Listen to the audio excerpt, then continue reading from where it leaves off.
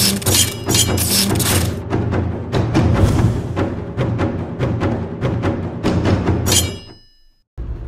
guys, alright, this is NinjaGaijin, and today we're going to talk about renewing your driver's license. This is episode 4. Basically, this happened to me last week. You have to renew your license in Japan depending on a lot of different factors. It's either between 3 to 5 years. In my case, it was 2 years. Just going back a little bit. So before you come to Japan, if you are planning to drive, I highly recommend getting the international driver's permit. If you're coming from America, you can get that from the AAA. It costs about $15. Take a picture of you, bam, it's good for a year. One thing to note about that is that it is only good for the 1 year and you cannot renew it. To be able to get another international driver's permit, a valid one, you have to leave the country for about 3 months. Definitely recheck that, but as far as my records are concerned, it has to be at least 3 months out of Japan, and then you can come back in it with another international driver's permit. So, fast forward, you got the international driver's permit, the year's up, time to get the Japanese license. To get the Japanese license, you need to go to one of their testing centers. For me, I went after obviously my first year in Japan. I failed the first time, which apparently was normal, and the second time I passed.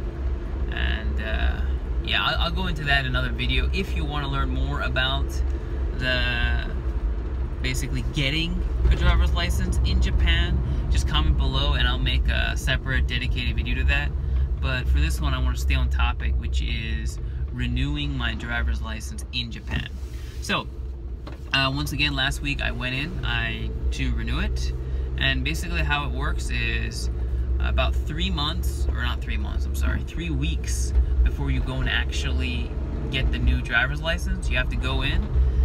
They take your picture, they test your eyes. Basically you look into this microscope, binocular looking like thing. And in America, or I'm sure other places, they have like the alphabets, right? The big, then the alphabets get smaller and smaller. Well, here they like to use the half circles. So they'll ask you, which way is the half circle pointing, like the open end? Is it to the left, to the right, up, down? You know, and just for future reference, right? Up is ue, down is shita, left is hidari, and right is migi. So they'll just go through that, and you just tell them, you know, up, down, left, or right.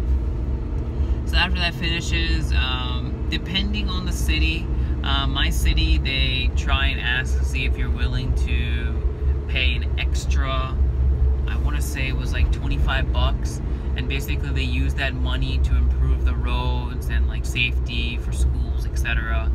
Most people get it, and they really highly encourage you to get it. If you pay for it, they give you this book, this small flip book with your ID that says that you paid. You take that to some of the local areas or local places, and you can get like 5-10% discounts, things like that. So I said, sure, why not? The actual renewing cost itself, I want to say, was another $25, maybe $20. And then you pay for it there, and then they tell you, okay, we're going to need you to come back for the actual class. So you have to take a class depending on if it's your first time renewing your license, second time, if you've got into any previous accidents, etc. In my case, during my second year in Japan, I got into a car accident. So when I went to go to renew it, they basically I had to go for the 1 hour course. So she set up my appointment. I came back after, you know, the eye test. I went back home. 3 weeks later, I went back for the actual class. It was just, like I said, it was just 1 hour. This instructor came from Himeji, and apparently he visits a lot of the different police stations. Oh, something I may have not mentioned, but yeah, you renew it at the police station. So, there's something interesting. So I went in, I gave them my old driver's license, I signed my name, sat down. They had a bunch of pamphlets and books, basically all about driver safety, etc. And I mean, it went basically how you would think it went, right? So we first went over general safety rules, saying that, you know, always buckle up. He went over one of the top causes for accidents, which you can understand why it happens. Basically, let's say you're going and you're parking somewhere, right? And a lot of people in Japan, because of the small parking spots, they always park going back, you know, into the spot. So it's just easier to get out. So let's say you're backing up into the parking spot, and the person next to you on the right is going forward. So what this happens is this causes you to feel that you're not really moving, and they're saying, and basically this kind of screws with your brain a little bit. And what some people do is, instead of braking and going back, they switch and they accelerate and go back. And as you can imagine, that would cause lots of accidents. So he mentioned, obviously, be careful about that. Another thing was just, you know, people on the phone, texting. You know, texting obviously was outlawed in Japan as well. Same thing with talking on your phone. You'll see a lot of people, if they get a phone call, will just immediately, not very safely, but immediately just kind of swerve to the side of the road and stop their car and start talking. But yeah, people do that. Then, whatchamacallit? So he went over that. He went over some safety things. Interesting enough, Hyogo, where I live, they actually mandate that you need to get insurance for bicycles. What I mean by that, bicycles is, well, exactly that. Let's say you buy a bike in Japan.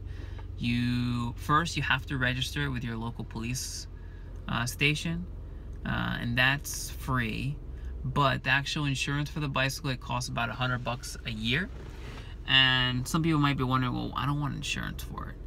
And well, that's your own prerogative, that's your own risk. But if you happen to cause any accidents with your bike, or your bike is stolen, mainly if your bike's stolen, it's good to have it registered at the police station, because then they'll know it's yours. But as far as accidents are concerned, if you get into an accident and you don't have bike insurance, you know, you're going to be all liable. But if you do have insurance, they're going to pay out. I think it's something to be like $4 or $5 grand.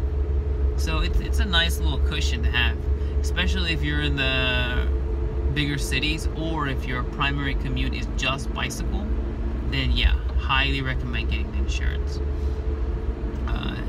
So another thing he went over in the 1 hour session is, obviously in Japan they have a 0 tolerance for alcohol, so not a sip, nothing. If you get pulled over and have even a whiff of alcohol, it's huge fines. We're talking like a lot of thousands and thousands of dollars, license revoked, you know, possibly even jail time. And that's why whenever they serve you beer or etc., if you order at a restaurant, they always ask you, you're not driving, right? You're not, how are you getting home? Something also to mention is, let's say, well, you're like, well, I'll just go home on my bicycle. Well, actually, that's also bad, because they consider bicycles here as light vehicles, so they also have a 0 drinking tolerance policy for that. So if you're caught drinking on a bicycle, public intoxication while driving a light vehicle, huge fines, lots of money, possible jail time. So once again, don't do that. And let's say you're with a friend and you know your friend's drinking, and you let them take their car and they get into an accident, guess what? You're going to be liable too. Or if you happen to get into that car with them and they have drank and they get into a car accident, then you're both going to be liable. And I almost want to say it's the same liability. So it's definitely something to be careful about.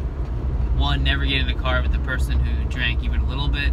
And two, if you happen to see a friend who drank and you see them about to get in their car, stop them. Not just for their own good, but for your own as well, so you're not held liable. And then after about 30-40 minutes going through different statistics in Hyogo, basically common causes for accidents, etc., we watched a 10-minute video, and it basically showed people who are careless, not looking, making a left-hand turn, right-hand turns, not stopping, speeding, etc. One thing to note is a lot of people in Japan, they drive those scooters, and they'll hug the left side of the lane. So if you're making a left-hand turn and you're not really looking, you'll be making it and you'll hit them. So definitely always check, double check when you're making left-hand turns, so you don't see any like motorcyclist or mopedist driving there. And then after that, they called our names one by one to get our brand new driver's license. And this one for me is good for 5 years, which is great. I don't have to go for the class or anything for another 5 years. And oh, I almost forgot to mention, interesting enough, when I first went in to get the picture taken, I smiled like this. And then I got a call about a week later, and they said that they sent that picture to like the police headquarters, and they said no way. They apparently didn't like the fact that I smiled in my picture, so I had to retake that. So my new picture is not of a smile. It's like a little bit of a smile, but I guess no teeth. So once again, they called my name. I got my driver's license, and I went on out, and that was it. So that basically wraps up the renewal process. If you have any questions, comments, etc., just put it down below. And if you like the video, like it. If you haven't subscribed already and this content interests you, please subscribe. And I'll see you again for episode 5 later. Alright guys, bye.